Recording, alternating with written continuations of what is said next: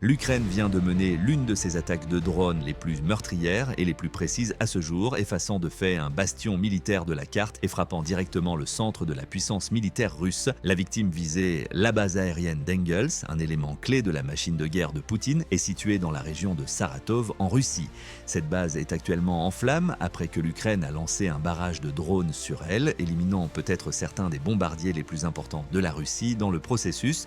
ABC News a été l'un des premiers médias à rendre compte de l'attaque massive de drones menée par l'Ukraine le 20 mars, déclarant que les autorités russes de l'oblast de Saratov avaient admis une attaque ukrainienne. Ces autorités ont déclaré que la base aérienne d'Engel était la cible. La base, qui se trouve en profondeur sur le territoire russe et à environ 458 km de la frontière russe avec l'Ukraine, a été cruciale pour l'effort de guerre de Poutine en tant que plateforme à partir de laquelle il a pu tirer ses avions de chasse et ses bombardiers. Cependant, cet élément important de la stratégie militaire russe a maintenant été gravement endommagé et les conséquences pourraient être catastrophiques. L'Ukraine est bien consciente des dangers que présente cette base. Selon ABC, l'Ukraine a attaqué le site à plusieurs reprises au cours des 3 dernières années. La dernière fois au début de cette année.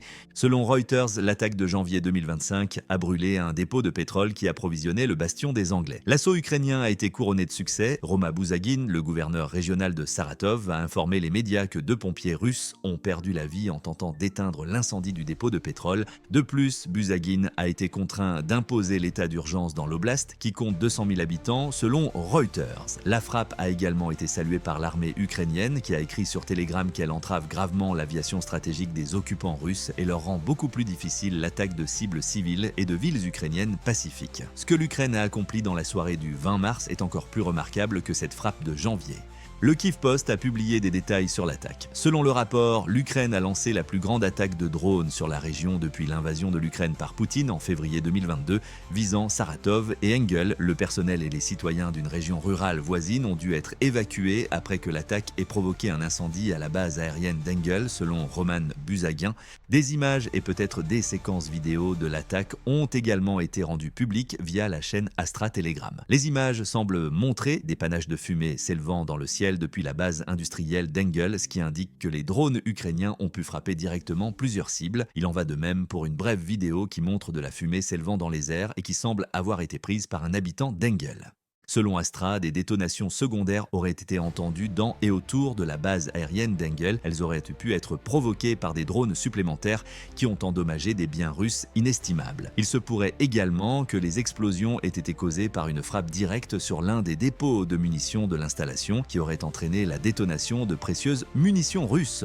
Buzagin semble tenter de présenter l'attaque par drone comme une attaque visant des personnes plutôt qu'une cible militaire. Selon le gouverneur de Saratov, l'attaque d'Engel en Ukraine a endommagé une trentaine de résidences dans la ville, ainsi qu'un hôpital, une école et 2 jardins d'enfants. En outre, les médias locaux ont publié des photos de ce qu'ils ont présenté comme l'hôpital avec des fenêtres fermées. De plus, selon Buzagin, l'attaque a fait 2 blessés, dont une femme hospitalisée.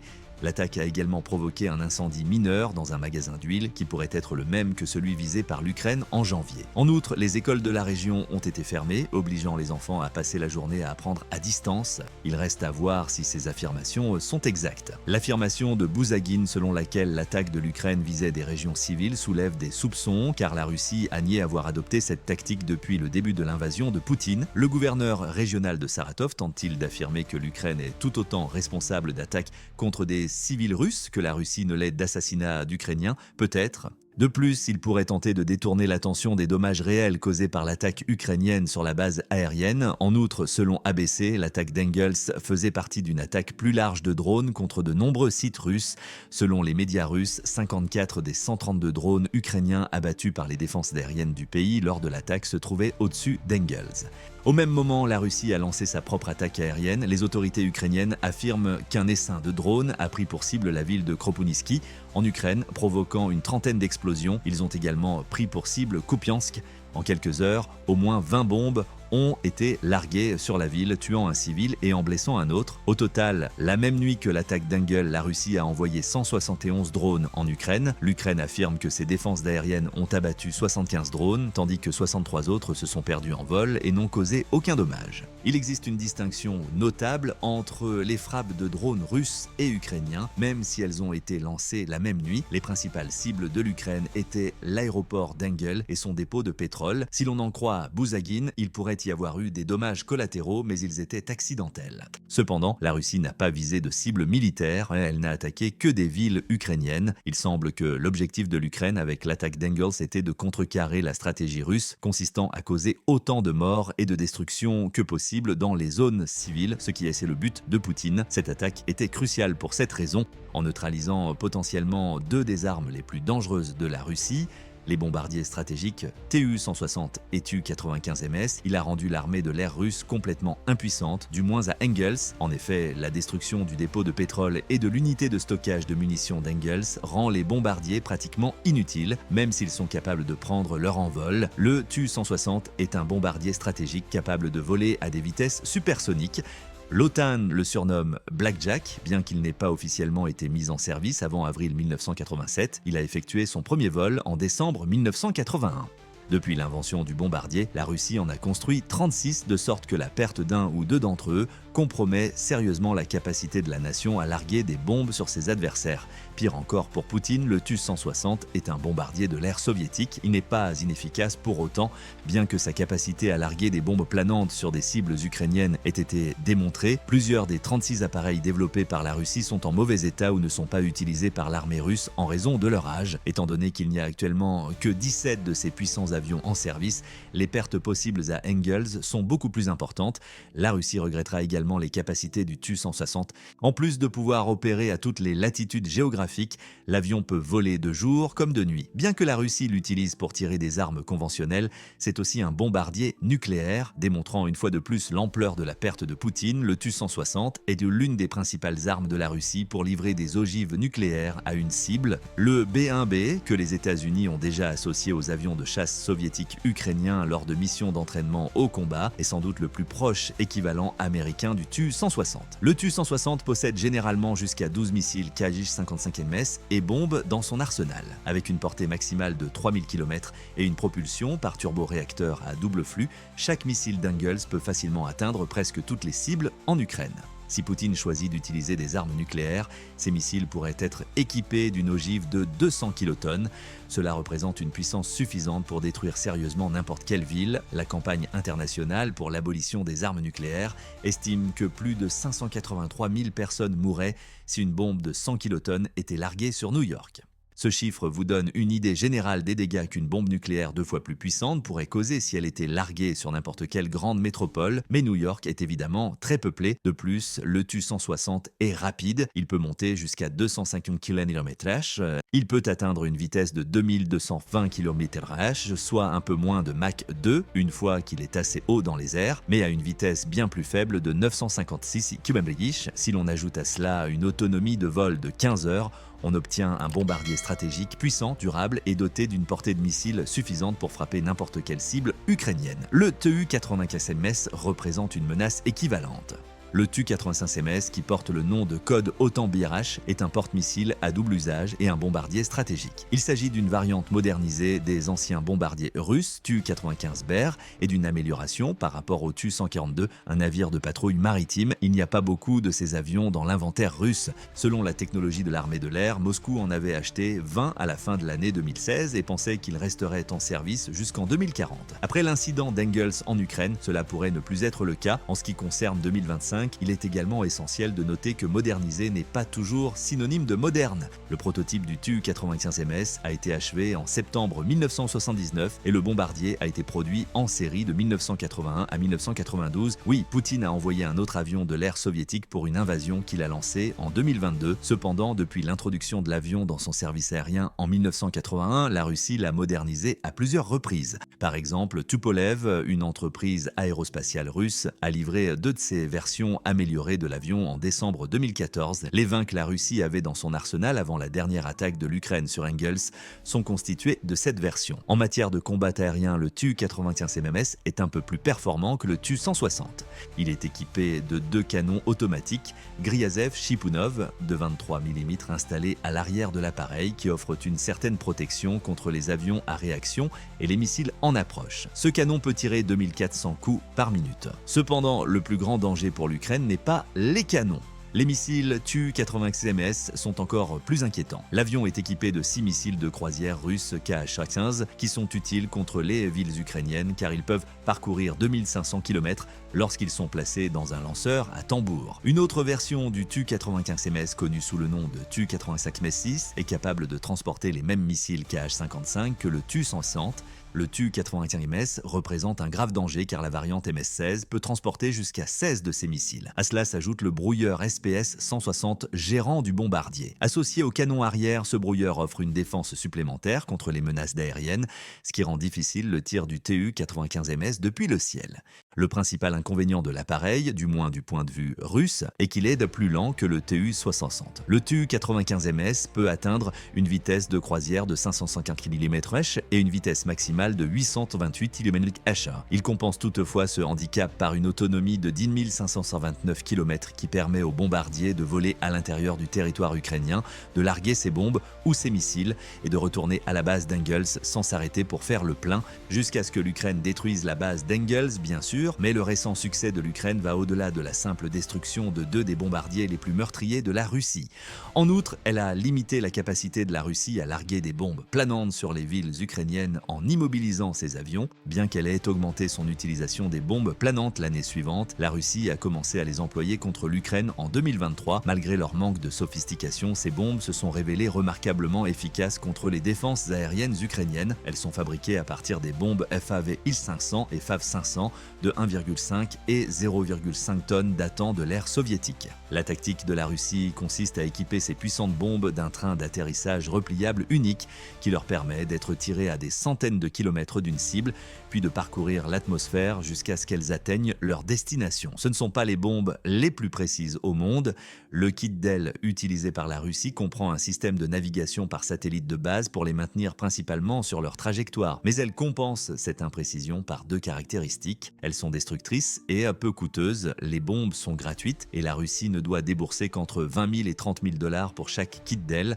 Comme les FAV sont déjà dans l'arsenal russe, Poutine peut utiliser son kit d'aile pour produire un équivalent approximatif d'un missile bien plus coûteux. De plus, les bombes planantes n'ont pas besoin d'être extrêmement précises, environ 200 kg d'explosifs, soit 30 obus d'artillerie de 152 mm de la Russie, sont inclus dans une seule munition FAV-500. Les bombes planantes explosent avec une force telle qu'elles ne laissent derrière elles qu'un cratère dans la terre, même si elles ne touchent pas précisément leur cible, et ces armes horribles ont été lancées sur l'Ukraine par la Russie. Lorsque Poutine a commencé à utiliser sérieusement ces bombes, en mars 2024, la Russie en a lancé 3000 sur des villes et des installations militaires ukrainiennes. Depuis lors, elle a maintenu un rythme mensuel comparable. Fin février 2025, la Russie avait largué 51 000 de ses bombes planantes sur l'Ukraine, selon United 24 Media. Sur toute la durée du conflit, cela représente environ 1416 par mois. Les bombes planantes aériennes sont devenues l'un des plus grands dangers pour les civils dans les communautés de première ligne, selon Daniel Bell, responsable de la mission de surveillance des droits de l'homme des Nations Unies en Ukraine. De plus, elles sont en grande partie responsables de l'augmentation de 30% du nombre de morts et de blessés en 2024 par rapport à 2023. Ne sous-estimez pas le nombre de morts que ces armes horribles peuvent causer. Selon HRMMU, rien qu'en 2024, les bombes planantes russes ont tué 360 civils ukrainiens et en ont blessé 1861 autres. Par rapport aux chiffres de 2023, ces chiffres ont respectivement triplé et sextuplé. Pire encore, selon United 24, la production de bombes planantes russes est en augmentation. Poutine a l'intention d'augmenter la production au point que la Russie fabrique 75 000 de ces bombes par an, soit une augmentation de 50% par rapport au niveau de production de 2024. Poutine envoie des bombes planantes depuis des installations comme celle-ci. C'est pourquoi l'attaque réussie de l'Ukraine contre la base aérienne était si cruciale. Engels est suffisamment proche des lignes de front du conflit en Ukraine pour que ces bombardiers puissent voler et larguer ces armes menaçantes sans s'approcher suffisamment de l'Ukraine pour risquer d'être abattus par les défenses antiaériennes du pays. L'Ukraine a également éliminé l'une des bases à partir desquelles certaines des frappes les plus destructrices de Poutine sont lancées en éliminant Engels. C'est déjà une excellente nouvelle si certains des avions qui lancent ces bombes ont été éliminés. Cependant, les rapports préliminaires suggèrent que l'attaque de drones ukrainiens semble également avoir détruit un site de stockage de munitions près d'Engels. Il ne faut pas être devin pour déterminer quelles armes étaient probablement stockées dans de tels établissements. L'Ukraine a remporté une victoire importante sur plusieurs fronts en éliminant le danger des bombes planantes. La suppression d'Engels, même pour une courte période, permet à ses habitants d'avoir l'esprit tranquille en ce qui concerne les victimes civiles. Si l'Ukraine augmente ses attaques de drones contre des bases aériennes russes similaires, moins de personnes seront tuées. La destruction de ressources importantes à Engels réduit également la pression sur les lignes de front des troupes. Poutine utilise des bombes planantes pour détruire les fortifications ukrainiennes dans les zones où l'Ukraine combat activement la Russie lorsqu'il ne bombarde pas les infrastructures civiles. En réduisant la menace que représentent ces bombes, les forces terrestres ukrainiennes peuvent concentrer davantage leurs efforts combinés sur les soldats russes. Et le moment choisi pour cette frappe ne pouvait être plus idéal. Pendant une grande partie du conflit, l'Ukraine a tenté de résoudre la question des bombes planantes. Cette arme est imperméable à de nombreuses tactiques de brouillage utilisées pour détourner les drones et les missiles de croisière en raison de sa technologie de navigation par satellite de base. À cet égard, l'un des plus grands avantages d'une bombe planante russe est aussi sa primitivité. Cet avantage s'estompe pour la Russie. Les arsenaux de bombes planantes russes et les avions qui les transportent sont détruits par des attaques comme celles menées par l'Ukraine à Engels. En outre, ils alertent Poutine sur les dangers de ces aérodromes. Les bombes planantes pourraient devenir inefficaces si des frappes similaires contraignaient à l'avenir le dirigeant russe à retirer davantage son armée de l'air. Si cela s'avérait inefficace, l'Ukraine semble avoir enfin trouvé le moyen de bloquer les signaux que la Russie utilise pour maintenir la trajectoire de ces bombes planantes. Forbes a rapporté le 17 mars que l'Ukraine avait découvert un moyen d'utiliser un système de guerre électronique qui interfère avec le système de guidage par satellite d'une bombe planante. Le résultat, il y a quelques mois, la Russie aurait pu atteindre une cible avec une seule bombe planante, mais maintenant il en faut entre 8 et 16. Si l'Ukraine combine sa nouvelle technologie de brouillage avec davantage d'attaques contre les bases aériennes russes, Poutine aura besoin des 50% de bombes supplémentaires qu'il prévoit de produire en 2025. Il s'agit donc sans aucun doute d'une grande victoire pour l'Ukraine. Il n'y a qu'un seul petit problème. Selon ABC, il semble que les dommages causés à un réservoir de pétrole qui alimente la base aérienne aient été un autre aspect de l'attaque de l'Ukraine contre Engels. Cela pourrait poser problème. Le président américain Donald Trump a appelé Poutine le 18 mars pour passer en revue les conditions d'un accord de cessez-le-feu qu'il avait conclu avec Poutine quelques jours plus tôt. Poutine a rejeté un cessez-le-feu complet. Il a toutefois accepté de mettre immédiatement fin à toutes les attaques contre les infrastructures énergétiques ukrainiennes pendant 30 jours, à condition que l'Ukraine fasse de même. À première vue, l'attaque de l'Ukraine contre l'installation pétrolière d'Engels pourrait sembler avoir violé l'accord de cessez-le-feu. Ce n'est pas le cas.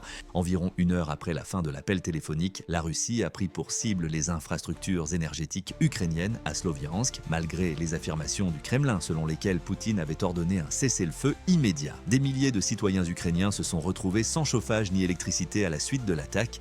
En réalité, Poutine n'avait pas l'intention de respecter sa propre trêve. Il l'a rompue presque immédiatement. Le président russe Vladimir Poutine reçoit un message clair de l'attaque de l'Ukraine contre Engels. Vous pouvez mentir à Trump autant que vous voulez, mais nous répondrons par une attaque tout aussi dévastatrice à chacune de celles que vous lancerez. Et le terme juste est désastreux. L'Ukraine a démoli l'aérodrome d'Engels, endommagé un entrepôt de pétrole, enlevé d'importants armements russes et peut-être détruit des bombardiers stratégiques d'un seul coup de drone. S'il y a jamais eu une contre-attaque forte, c'est bien celle-ci. Cependant, que pensez-vous de ce que l'Ukraine a accompli à Engels? Même si le cessez-le-feu négocié par Trump est toujours en vigueur, l'Ukraine continuera-t-elle à lancer des attaques comme celle-ci? Selon vous, quelle base aérienne l'Ukraine ciblera-t-elle? Ensuite, veuillez partager vos opinions dans la section commentaires et n'oubliez pas de vous abonner à ma chaîne pour obtenir les dernières mises à jour sur les avancées militaires ukrainiennes.